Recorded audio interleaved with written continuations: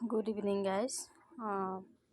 যিসকল একদম নতুন মানুহ, আমাৰ অপৰচুনিটি মিটিংখন কেনেকৈ জইন কৰিব লাগে জুম এপটোত, সেইটো বহুতে চাগে নাজানে।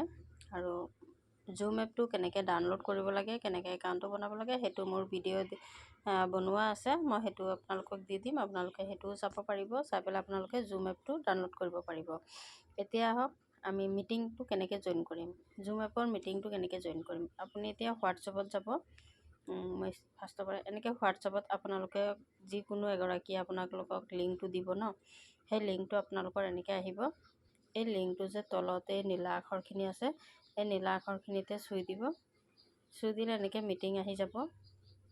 মোৰ এইটো একাউণ্টটো বনোৱা আছে কাৰণে মোৰ নামটো লিখিব অহা নাই। মোৰ ডাইৰেক্ট নামটো লিখি পেলাই মই ছেভ কৰি ৰাখিছোঁ, সেইকাৰণে অহা নাই। নামটো আপোনালোকে কেনেকৈ লিখিব, কোনখিনিত গৈ ছেভ কৰিব, মই সেইখিনিও দেখাই দিম।